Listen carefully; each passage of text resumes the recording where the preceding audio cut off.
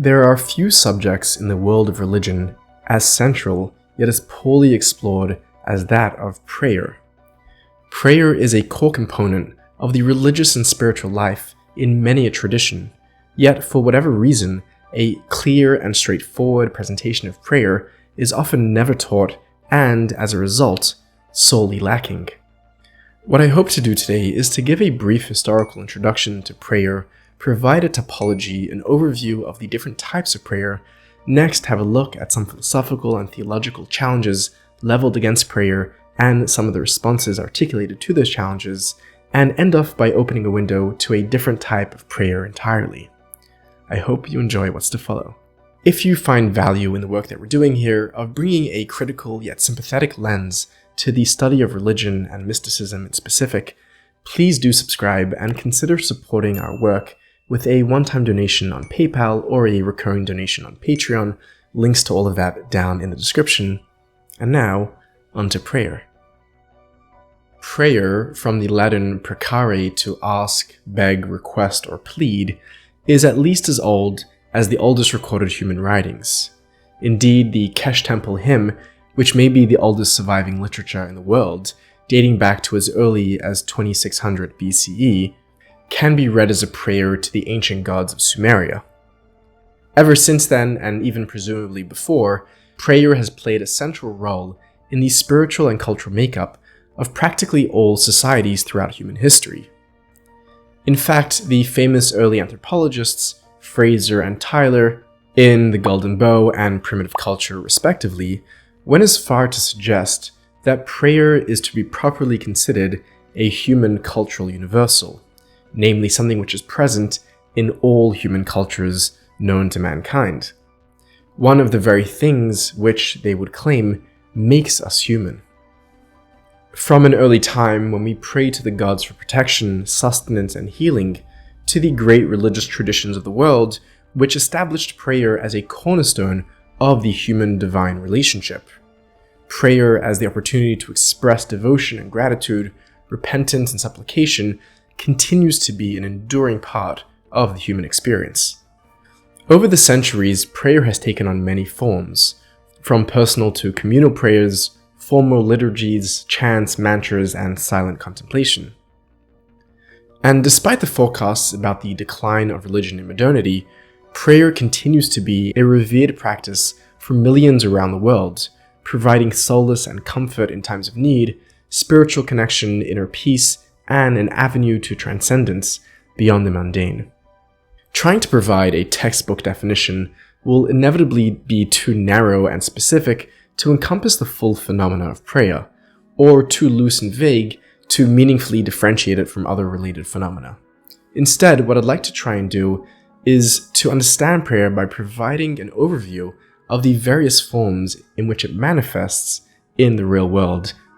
The first type of prayer we can start with, perhaps the most common, is petitionary prayer, a prayer in which requests are made, which can take the form of invocation, supplications, or intercession, in which divine assistance is sought, be it for guidance, intervention, healing, protection, or provisions. These petitionary prayers can either be conducted alone or by a group, and either for oneself or on behalf of another. That would be intercessionary petitionary prayers. A classic example of a petitionary prayer would be a request made of God or the gods to save one from a misfortune or danger in a precarious situation. Over time, the effectiveness, real or perceived, of petitionary prayer led to the attempt to replicate them, giving us formalized petitionary prayer, in which what was once a spontaneous, heartfelt prayer later takes on a specific ritualized form and wording, often accompanied by the belief that the recitation of a precise set of words with the precise accompanying rituals are critical for the prayer to produce their desired results. This belief shifts the emphasis of prayer perhaps from the content of prayer to the form of prayer. A result of the efficacy, again real or perceived, of these petitionary prayers leads us to the next type of prayer, which is that of thanksgiving, which are prayers that express gratitude, praise, or appreciation for the goodness received from God or the gods. Alongside thanksgiving prayers are prayers of adoration, which express reverence, worship, and submission to the deity or deities. Next, we can add confessional prayer, in which one acknowledges and seeks forgiveness for wrongdoings which they or their community committed, often accompanied by a contrite desire for spiritual cleansing, repentance, and renewal of spirit. As before, these prayers of thanksgiving, adoration, and confession can all be divided into two types. The first is a spontaneous outpouring of gratitude, a personal, informal prayer in which one attempts to communicate directly to the divine, pouring out one's heart before God as the Psalms have it, without the need for any specific formula, meditation, location, or liturgy involved. The second form is a formalized liturgical or scriptural form of prayer, which takes written shape throughout the long history of religion, which is then accompanied by specific religious rituals, postures, ceremonies, and services. These typically follow established structures, formats, and specific texts, as found in liturgical prayer books. Questions of how at all one can pray to a transcendent, unchanging God may lead one to shift from intercession or petitionary prayer to mere expressions of gratitude or even prayerful silence, culminating in our final type of prayer, which we can call meditative or contemplative prayer, in which one attempts simply to be in the intimate presence of the divine or to have the divine dwell within them. This final form of prayer, more of an inward meditation than outward communication, may be conducted in dance, song, or speech, or in quiet reflection and contemplative silence. As again the Psalms, that great biblical fountain of prayer, puts it, "To you silence is praise, l'cha dumya tehillah." This division of prayer into these deceptively neat categories, which will inevitably contain a healthy amount of overlap, petitionary, thanksgiving, adoration, confessional, and meditative, and their subdivisions of formal and informal, is built on earlier schemas and typologies of prayer, such as Huyler's 6 Forms of Prayer in his 1932 classic Prayer, A Study in the History and Psychology of Religion, in which he attempts to chart prayer developmentally from the primitive to the sophisticated. Although we today may disagree with his assessment and value-laden Christocentric judgments around prayer, his attempt to systematize and schematize prayer into these various categories still helps us today when attempting to make sense of the subject as broad, subtle, and significant as prayer. Prayer, along with being a cornerstone of religion and a core feature of human culture at large, has been the target of some serious philosophical and theological critique, both at the hands of skeptics and faithful alike, and, if I might add, often more incisively at the hands of the latter. We can state the key philosophical questions aimed at prayer, and petitionary prayer in specific, thusly. If, as most theistic traditions have it, that God is omniscient and omnibenevolent, all-knowing and all-caring, impassible and immutable, unaffected and unchanging, and absolutely free to act as God sees fit, how then can we pray to God in the hopes of effecting change in any given situation? Such a prayer would have to presume at least a few of the following propositions: that we know better than an all-knowing God what the desired outcome of a given situation is, that God, in God's infinite kindness, isn't already relating to the situation or is not actively desiring an outcome opposed to us, and, if so, that the human can change an unchanging God's desired outcome or have any influence on God intervening in the given situation. All propositions which, at face value at least, make petitionary prayer to an all-knowing, all-caring, unaffected, unchanging, and free God an absurd and perhaps even heretical activity. As the great philosopher of the European Enlightenment, Immanuel Kant, put it, it is an absurd and presumptuous delusion that by the insistent obtrusiveness of prayer, one might deflect God from the plan of God's wisdom to provide some momentary advantage to us humans. In response to philosophical challenges such as these, prayer has been rearticulated by religious thinkers away from a petitionary activity with the hopes to change something in the world towards various alternative aims. One such articulation positions prayer not as an act of request from the deity, but as the mere expression of the human longing to communicate with something greater than itself, formalized in the symbolic language of prayer. This articulation presents prayer not as a rational activity subject to logical critique, but as a primal activity. We pray because we must, not because it makes sense. Those that see in the human something more than a mere rational animal may find something deeply human in this articulation. Another popular rearticulation of prayer is to see prayer not as a means of influencing the divine, but instead as an attempt to influence and change ourselves. Prayer in this vision is not aimed at God, but at ourselves. It is an attempt to align the person praying with their own highest values, an attempt to cultivate virtue and foster personal growth and inner peace. Prayer, as such, cultivates hope, faith, and serenity. It cultivates the tools to cope with challenging situations instead of trying to fix them with divine intervention. Take the well-known serenity prayer, for example.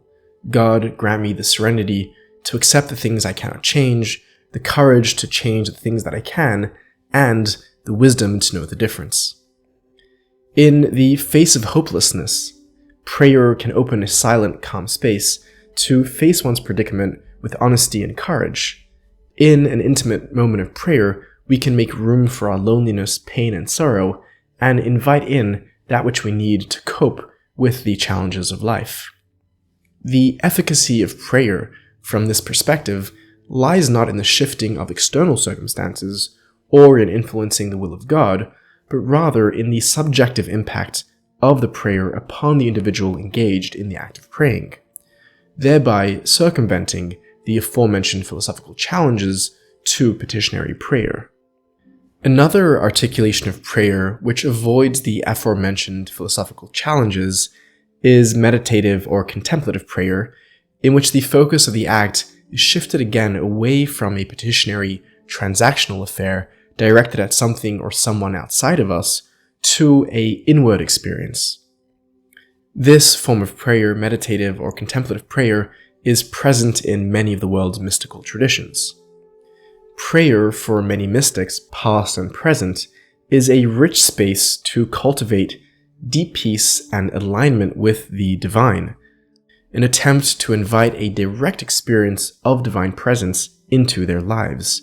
Prayer of this sort does share similarities with the previous articulation of prayer that we outlined. As before, the focus of contemplative or meditative prayer for many mystics is not the attempt to influence the will of God towards changing the world around them, but rather to bring themselves beyond their ordinary everyday consciousness into a deep state of intimacy and direct communion with the divine. Its aim is towards an experiential transformation of the self, as opposed to an empirical manipulation of external reality.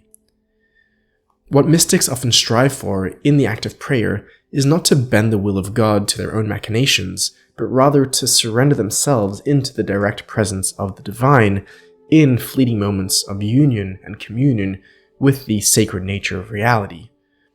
Mystical prayer is further distinguished from regular prayer in that the mystics often strive to pray not merely in isolated moments of destitution and need, but rather to live in a constant, unending state of prayer, in a constant state of awareness, intentionality, and intimacy, in the constant presence of omnipresent divinity. In the upcoming installments of this series on prayer and ritual, we will, God willing, elaborate on the various practices that the mystics employ to reach this state of prayer, the various effects they have upon the mystics, and present a rough typology of the various flavors of mystical prayer as they exist among the world's mystical traditions to better understand them. I'd also like to present a rough guide from the mystic's perspective on how to pray so that we can engage with this practice if we'd like to and not just theorize about it. One final word that I'd like to close with, after all of this sophistication, histories and topologies, questions and critiques, is that even after knowing all that we know, with all of our justified skepticism and sophistication, there are still moments in life, small and large, where a more simple, primal form of prayer is called forth. Insofar as it's my place to give any permissions here, I would like to say, not as a scholar but as a friend, don't allow your sophisticated adult self to get in the way of your inner child. It's okay to fall back onto a simple, sincere prayer if you feel the need to do so. To pour words from your heart in moments of despair and desperation like a child to a parent, because in the end of the day, there is a precious part in all of us in which we are all still children. And I'd invite you to allow it to find its voice and cry out if it needs to. Prayer, as we began to say, has received scant scholarly attention. Almost all of the attention that it has received is in the form of attempts to apply various metrics to measure the efficacy of prayer in external reality, in healing people, and the like. Besides for some early brave attempts, general efforts to understand, elucidate, and explore the phenomena of prayer as a whole are almost entirely absent. The most famous of those early attempts, which we mentioned earlier, is the classic 1932 Prayer, a study in the history and psychology of religion from the German theologian and historian of religion, Friedrich Hayler. Another early and influential psychological examination of prayer can be found in William James's 1902 landmark text, The Varieties of Religious Experience, a Study in Human Nature. For a third recommendation from a phenomenology of religion perspective, check out Gerardus van der Leeuw's 1938 Religion in Essence and Manifestation. The last older source that I'd like to share with you is the 10th volume of James Hastings' 1918 Encyclopedia of Religion and Ethics, which includes a handful of articles on prayer within various religious traditions, although at this point those articles are quite outdated. A more updated encyclopedia entry is Sam Gill's 1987 entry in the Encyclopedia of Religion, edited by Lindsay Jones. Gill's article includes the following further recommended sources in his bibliography. I'll pop them up here on screen. And lastly, one can find some contemporary philosophical treatments of prayer in Davidson's Petitionary Prayer, A Philosophical Investigation, and Phillips' The Concept of Prayer. Also, check out a very cool collection of essays on the phenomenology of prayer, edited by Davidson and Mirzba. They have some really great articles there, and I'm excited to continue to check that out as well. If any other further readings, books, and essays come to mind, I will add them on screen so that you can check them out as well. And finally, thank you so much for joining us. Good on you for making it all the way to the end, and catch you next week, hopefully, with more on prayer, ritual, and other fun stuff. Keep seeking.